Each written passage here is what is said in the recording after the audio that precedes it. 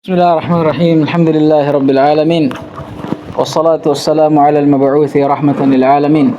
Nabiyyina Muhammadin wa ala alihi wa sahbihi wa man tabi'ahum bi ihsanin ila yaumiddin. Amma ba'd. Sekarang kita masuk dalam bab ahad. Qala hafidhahullah ta'ala al-ahad.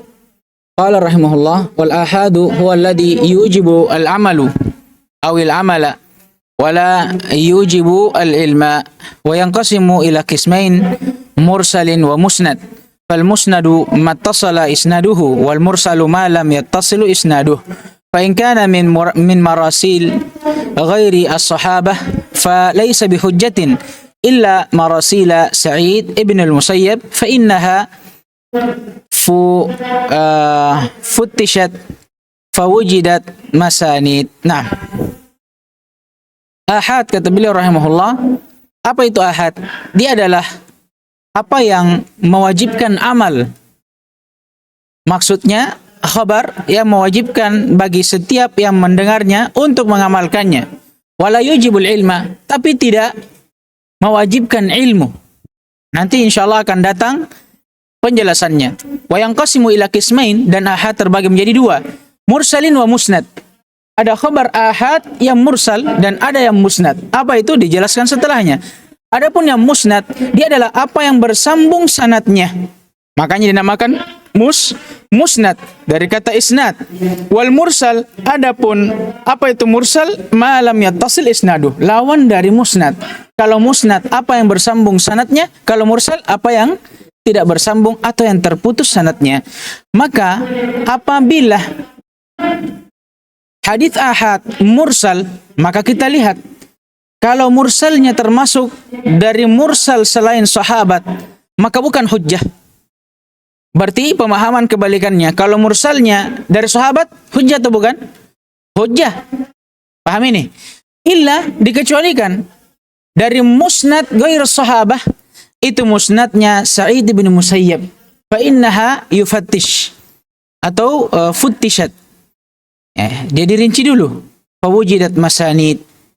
Ya, kemudian baru setelah itu didapatkanlah ada di antara marasilnya yang termasuk dari musnad. Qala syarah hafizahullah ta'ala, sebenarnya ini hanya dibaca. Para masyayikh kita juga yang mengajarkan tentang ini dahulunya hanya membacanya ini. Ya, hanya membacanya. Ya, karena kami pribadi alhamdulillah kami melewati waraqat ini 2 kali dari 2 syekh yang berbeda.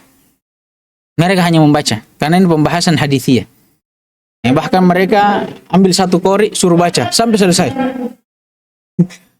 Nah, qala syarah Allah taala hadha huwa an-naw' ats-tsani min anwa'il khabari bi'tibari wusulihi ilaina wa huwa al-ahad. Ini adalah jenis yang kedua dari jenis-jenis khabar yang ditinjau dari sisi sampainya atau bagaimana cara sampainya kepada kita, atau dengan bahasa yang lebih mudah dari sisi jalur periwayatannya, yaitu khabar ahad. Wal ahadu lughatan jam'u ahadin ka ajalin wa ajal bimakna wahid. Ahad dia jamak dari ahad. Bedanya apa? Hanya tambahan matnya saja. Ya, pada huruf pertama dan kedua. Maka kata beliau sama dengan ajal wa ajal, maknanya sama. Wa hamzatuhu mubdalah min waw. Hamzahnya itu dirubah dari waw. Fa asluhu wahadun. Paham ini? Wahadun kemudian jadi ahad. Wa khabarul ahadi ma yarwihil wahid. Ya, adapun kesimpulannya, khabar ahad dia adalah khabar yang diriwayatkan oleh 1 orang saja. Itu secara bahasa, karena dia dari kata ahad. Adapun dari wahada menjadi ahad, ini urusannya sharaf, bukan urusan kita.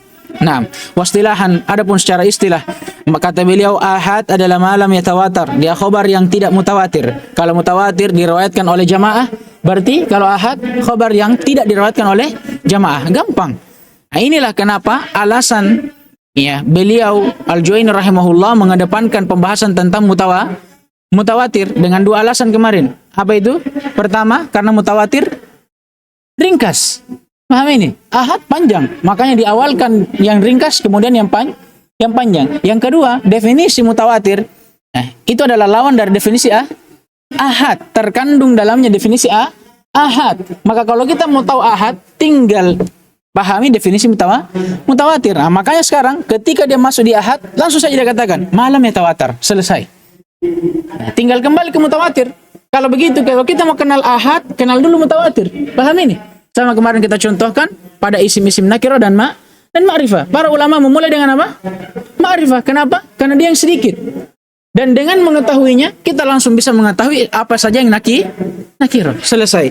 Tsumma qala hafizahullah taala, definisinya, lam yablugh naqlatuhu lam tablugh naqlatuhu mablagha al-khabaril mutawatir, yaitu dia adalah khabar yang penukilannya tidak sampai ke derajat penukilan khabar mutawatir, sawa'un kana al-mukhbir bihi wahidan aw itsnaini aw arba'ah aw khamsah aw ghairi dzalika min al-a'dad allati la tash'ur bi annaha aw la tush'ir bi anna al-khabara dakhala fi hadd at-tawatur. Adapun tawatur itu sama saja apakah orang yang mengkhabarkannya 1 orang, 2 orang, 4, 5 dan selain daripada itu dari jumlah-jumlah yang tidak memberikan kesan bahwa khabar itu masuk ke dalam haddut tawatur. Baik. Jadi secara istilah ini lebih global. Tidak harus hadits itu diriwayatkan oleh satu orang. Baik 1, 2, 4, 5 dan selain daripada itu, yang jelas selama dia tidak masuk ke dalam batasan mutawatir, maka hadis itu ahad. Ini lebih global. Tsumma qala hafizahullah taala qawluhu yujibul amala ay yujibu aw yajibul amalu bima tadammanahu khabaru al-ahad bitasdiqihi in kana khabaran wa tatbiqihi in kana talaban bi syarti sihhatihi an Rasulillah sallallahu alaihi wasallam la farqa fi dhalika baina al-ahkam wal aqaid ala al-qawli as-sahih. Apa maksud dari ucapan Al-Juwayni rahimahullah bahwa ahad yujibul amal, mewajibkan amal, maksudnya yajibul amalu, wajib diamalkan apa saja yang terkandung di dalam khabar ahad tersebut. Dengan seperti apa caranya? Yaitu dengan mentasdiknya, membenarkannya kalau bentuknya khabar, pengkhabaran, dan merealisasikannya, menerapkannya kalau bentuknya tolab atau permintaan, tapi dengan syarat. Yang jelas dia harus sah dari Nabi alaihissalatu wassalam, dan tidak ada perbedaan dalam hal tersebut antara hukum-hukum dan akidah. Kenapa? Ini isyarat bagi sebahagian bahkan madhab orang-orang ahlul bidah keumumannya, karena mereka membagi khabar menjadi apa? 2, ahad dengan mutawatir. Tapi maksud mereka membaginya apa? Karena mereka ingin menjelaskan sebenarnya bahwa ahad tidak termasuk dari hujjah. Tapi lucunya mereka tidak menjadikan khabar ahad menjadi hujjah. Itu khusus pada pembahasan akidah. Di pembahasan ahkam, mereka tetap mengambil hadis-hadis ahad. Bahkan sebagian dari mereka dalam pembahasan akidah, untuk hal-hal yang mendukung akidah mereka, walaupun hadisnya ahad, dhaif, maudhu, mereka ambil. Tapi hal-hal yang bertentangan dengan akidah mereka, walaupun hadisnya mutawatir, di sebahagian hal, di sebagian sifat-sifat dan nama-nama Allah, hadisnya mutawatir, tapi dia tolak, dia takwil. Tapi di sebagian yang lainnya, ada hadits ahad, sahih ini, tapi menyelisih akidah mereka. Apa mereka lakukan? Mereka tolak. Paham ini? Banyak hadis-hadis mutawatir, bahkan nama-nama Allah yang ditetapkan dengan ayat. Tapi apa? Mereka takwil. Apa bedanya dengan hadis ahad yang mereka tolak? Sama saja. Sama saja. Bahkan lebih rusak mereka yang mentakwil itu. Paham ini? Baik. Ini isyarat kepada ahlul bidah yang membagi khabar ahad ya menjadi atau khabar menjadi 2, ahad dan mutawatir, dan tidak menganggap khabar ahad sebagai hujjah.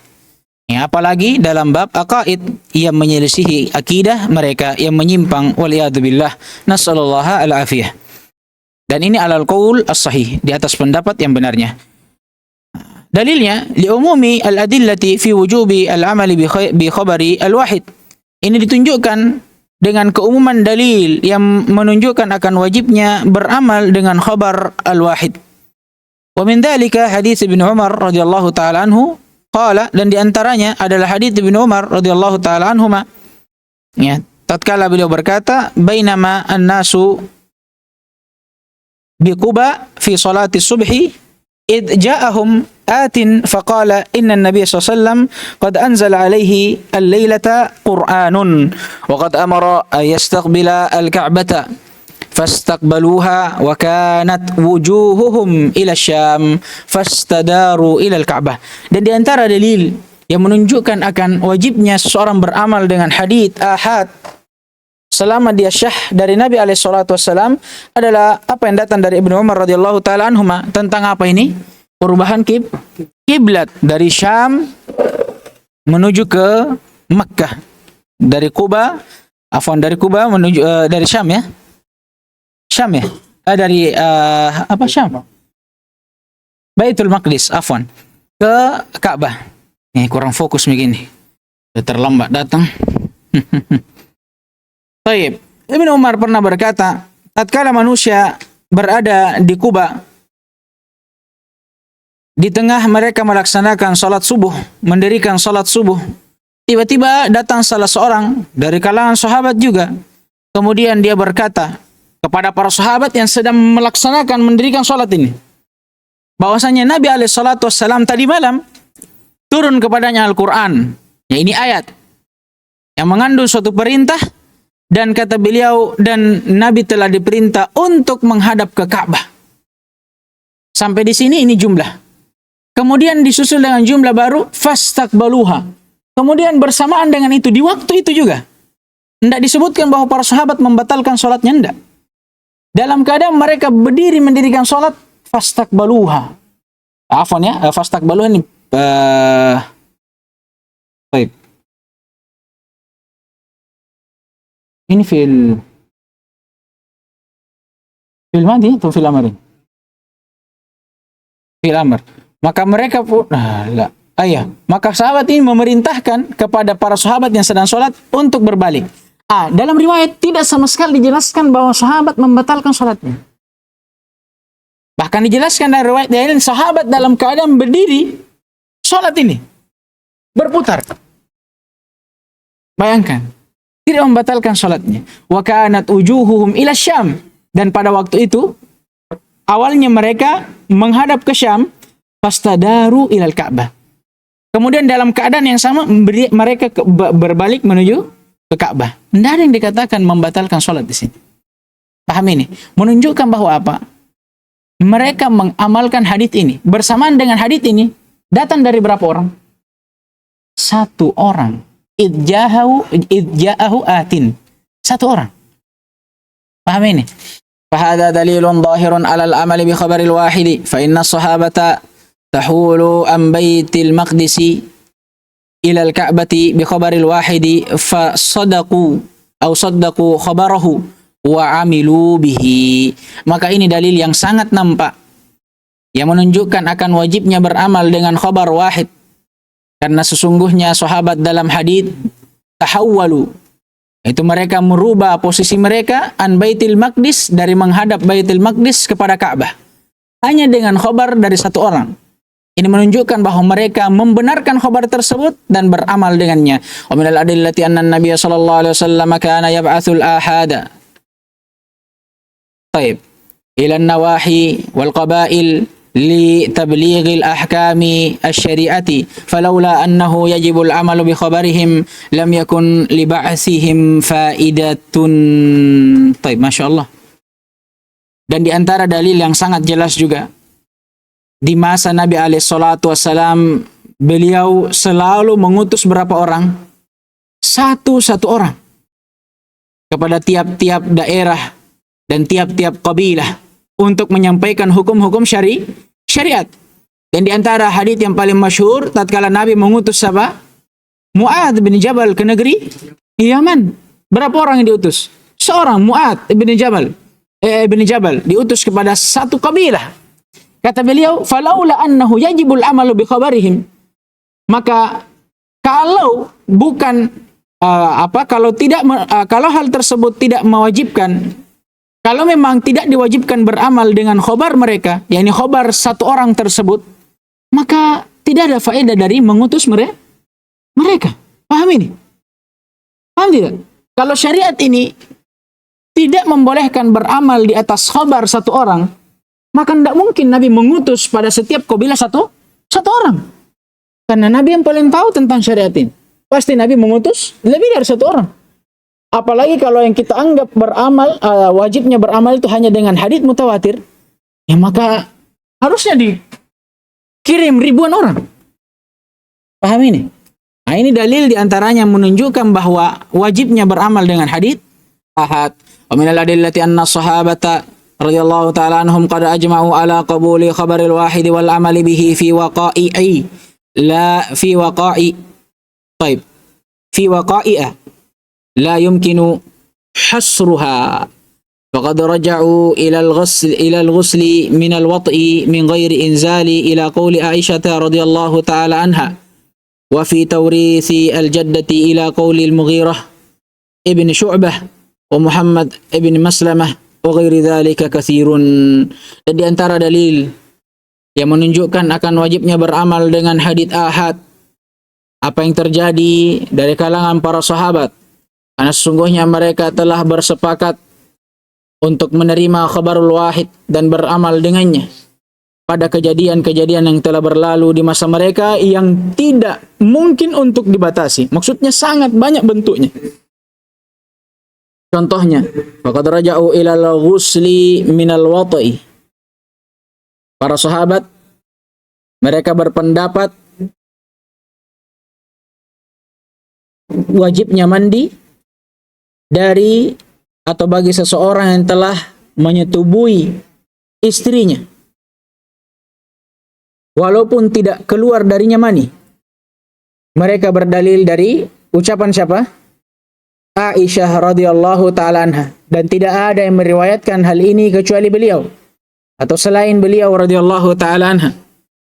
Dan begitu pula pada warisan seorang nenek, mereka kembalikan kepada ucapan Mughirah bin Syu'bah dan Muhammad bin Maslamah. Ini tidak banyak, hanya 2 orang, tapi tetap mereka bersepakat untuk beramal di atasnya. Wa ghairu dzalika katsirun, dan yang lainnya dari kejadian-kejadian di masa para sahabat yang sabit dari khabarul ahad ada sangat banyak. Yaqulun Nawawi rahimahullahu taala wa qad tadaharat dalailun nususi asy-syari'ati wal hujajul aqliyatu. Baik. Wal hujajul aqliyatu ala wujubil amali bi khabaril wahid. Wa qad qarrara al ulama'u fi kutubil fiqhi wal usuli dzalika bidalailihi wa ablaghuhu ablagha idahin. Wa sannafa jama'atun min ahli al hadits وغيرهم مصنفات مستكثرات في خبر الواحد ووجوب العمل به والله أعلم. Al-Imam An-Nawawi rahimahullahu ta'ala pernah berkata, dan telah nampak dan sangat nampak dalil-dalil dari nas-nas syar'i dan juga hujjah-hujjah akliyah yang menunjukkan akan wajibnya beramal dengan khabarul wahid, dan para ulama telah mentakrir, menetapkan pada kitab-kitab fikih mereka dan kitab-kitab usul mereka hal tersebut dengan dalil-dalilnya. Bahkan mereka menjelaskannya dengan penjelasan yang sangat jelas. Bahkan jamaat sekelompok yang sangat banyak dari ahlul hadits itu telah mentasnif, mengarang buku-buku yang sangat banyak dalam khabarul wahid dan menjelaskan akan wajibnya beramal dengan hal tersebut, wallahu alam. Wa qala aidan, dan di dalam tempat yang lainnya Imam An-Nawawi rahimahullah juga pernah berkata, falladhi alaihi jamaahirul muslimin minas sahabati wat tabi'in faman ba'dahum minal muhadditsin wal fuqaha'i wa ashabil usul anna khabaral wahid as-siqah anna khabaral wahidi as-siqati hujjatun min hujaji syar'i yalzamul amalu biha wa yufidu dhanna wa la yufidu ilma wa anna wujubal ilmi bihi arafnahu bisyar'i la bil aqli. Kata beliau rahimahullah, dan pendapat jamahir muslimin, mayoritas kaum muslimin dari kalangan para sahabat dan tabi'in dan orang-orang yang datang setelah mereka dari kalangan muhaddisin, para ahlul hadis, fuqaha, ahlul fikih, wa ashabul usul, para ulama usul. Subhanallah. Mereka mereka berpendapat bahwa khabarul wahid, yang jelas dia datang dari seorang yang thiqah, adalah hujjah dari hujjah-hujjah syariat ini, yang wajib untuk beramal dengannya. Dan hal tersebut memberikan faedah dzan dan tidak memberikan ilm. Paham ini? Jadi memang dia hujjah, tapi tetap masuk dalam hujjah apa? Dzanniyah, bukan hujjah bukan hujjah qat'iyah. Wa anna wujubal ilmi bihi arafnahu bisyar' la bil aql, dan kewajiban beramal dengannya kami telah ketahui itu dengan syara', bukan dengan akal. Kama qala hafizahullah ta'ala wa alam anna at-tafriqa bainal aqaid wal ahkam fil istidlal bi ahaditsil ahadi qaulun gharibun muhaddatsun la dalila alaihi min kitabin wala sunnah. Ketahuilah bahwa membedakan antara akidah dan hukum-hukum di dalam hal berdalil dengan hadits ahad. Paham ini? Seperti apa yang dilakukan oleh ahlul bidah. Mereka berdalil dengan hadits ahad pada ahkam dan menolaknya pada aqaid. Kenapa? Karena menyelisihi akidah mereka yang menyimpang, nasallallahu al-afiyatah. Pendapat ini, kata beliau hafizahullah, qaulun gharib, ucapan yang gharib. Gharib ini sesuatu yang tidak ada orang sebelum pun yang mengucapkannya. Itu gharib namanya. Asing. Dan ini juga ucapan yang muhaddas, yang diada-adakan. Wa kullu muhdatsatin bidah. Ini masuk dalam bidah. Wa kullu bid'atin dhalalah, dan setiap bidah itu dhalalah, kesesatan. Wa kullu dhalalatin finnar. La dalila alaih, tidak ada dalil yang menunjukkan atasnya. Min kitabin wala sunnah, tidak dari kitab Al-Quranul Karim dan tidak pula dari sunnah. Bal huwa mukhalifun lima alaihi salaful ummah. Tidak lain, pendapat ini itu menyelisihi apa atau pendapat salaful ummah, orang-orang terdahulu dari umat kita. Fa innal adillata allati yustadallu biha ala wujubil akhdi bihaditsil ahadi fil ahkam syar'iyyati hiya adillatun ala wujubil akhdi biha fil aqaid.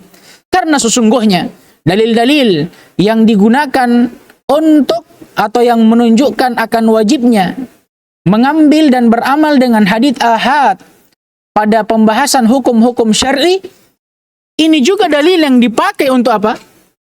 Mengamalkan hadits-hadits ahad dalam pembahasan akidah. Maksudnya hadits yang mewajibkan kita beramal dengan hadits ahad, dalil yang menunjukkan akan wajibnya kita beramal dengan hadits ahad, sama sekali tidak pernah membedakan apakah kewajiban tersebut khusus dalam bab ahkam saja, tidak pada akidah.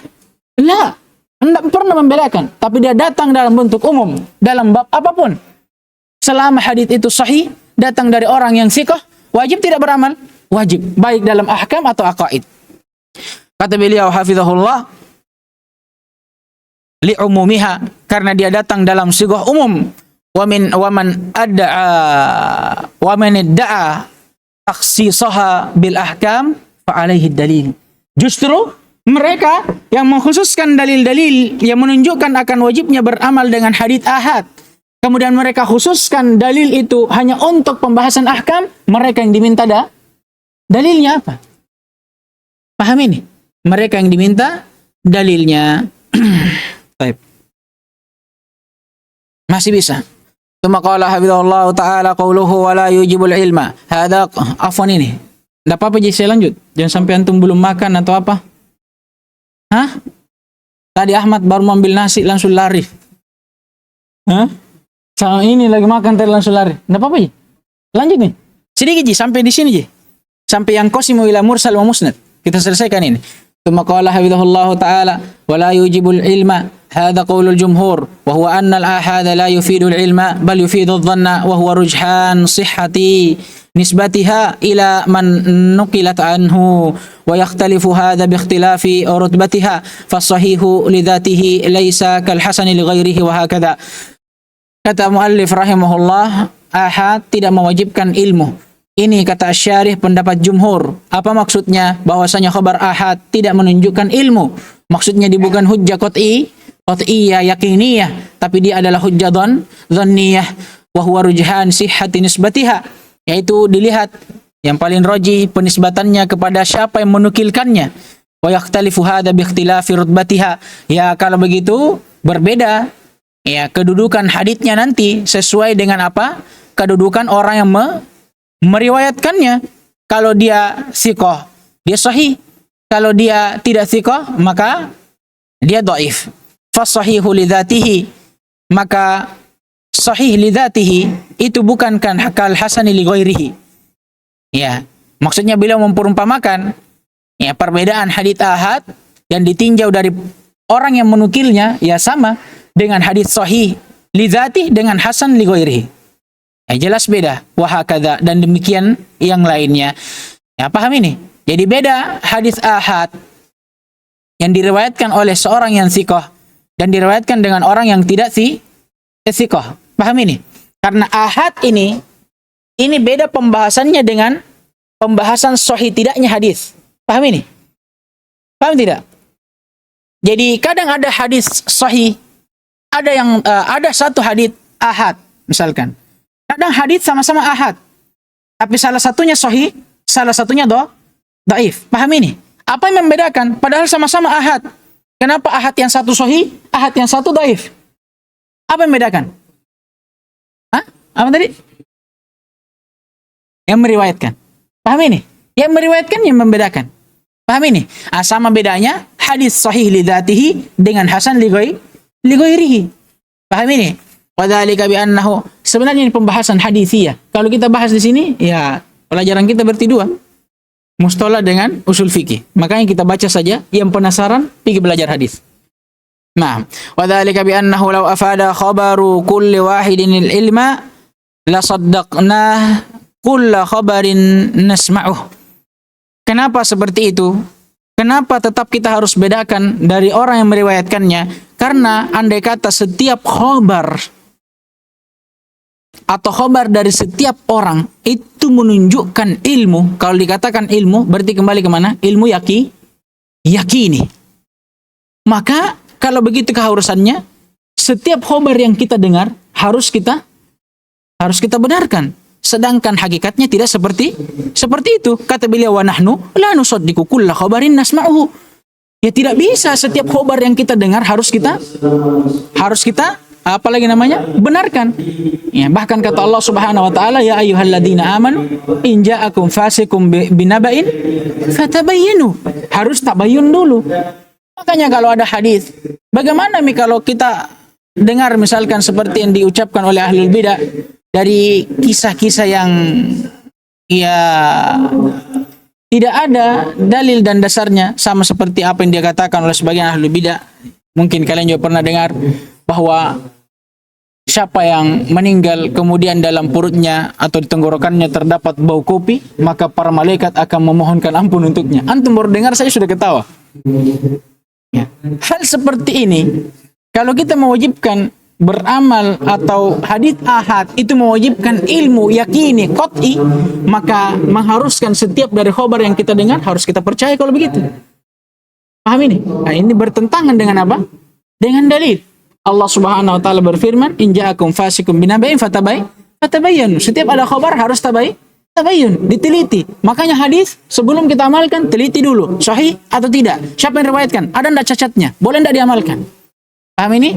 Kemudian kata beliau, "Fadalla ala annahu la yufidul ilma." Kalau begitu, ini menunjukkan bahwa khabarul ahad tidak menunjukkan ilmu, maksudnya ilmu yakini. Wali anna a'dal riwayah aw ruwatil ahad yajuzu fi haqqihi al-kadhib wal ghalat. Lagi pula, ya, seorang perawi atau rawi-rawi dari hadits ahad yang udul boleh saja dia berdusta dan salah dalam meriwayatkan hadits. Fal qat'u bi sidqihi ma'a tajwizil kadhibi wal ghalat alaihi la ma'na lah. Maka kalau begitu tidak mungkin bersatu antara kemungkinnya mereka untuk terjatuh dalam kedustaan dan kesalahan, dan harusnya kita mengambilnya, membenarkannya sebagai hujjah qat'i. Bisa enggak kita menjadikan hujjah qat'i dari seseorang yang mungkin saja salah dan mungkin saja keliru? Bisa enggak? Enggak bisa. Ya sudah berlalu dalam pembahasan akhbar. Makanya kalau begitu la maknalah. Enggak ada artinya dong kalau begitu. Paham ini? Kemudian wa hunaka qaulun akhar. Di sana ada pendapat yang lain tentang hal ini. Wa huwa anna akhbarul ahadi tufidul ilma wa huwa madhhabudz zahiriyah wa qad nasarahu Ibnu Hazm wa huwa qaulu jama'atin min ahli al-hadits wa lahum adillatun dzakaraha Ibnu al-Qayyim fi kitabih As-Sawa'iqil Mursalah 'alal jahmiyati wal mu'attilah.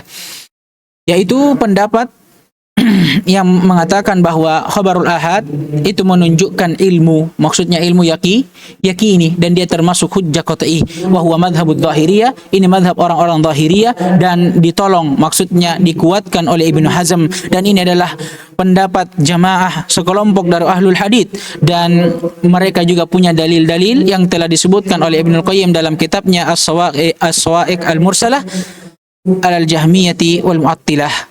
Wa al-mukhtaru anna khabar al-ahadi yufidu dhanna wa rubbama afada al-ilma bil qara'in mithl an tatalaqahu al-ummah bil qabuli tasdiqan lahu wa amalan bihi aw yakunu marwiyan fi sahihaini wa nahwi dzalika wallahu a'lam. Baik.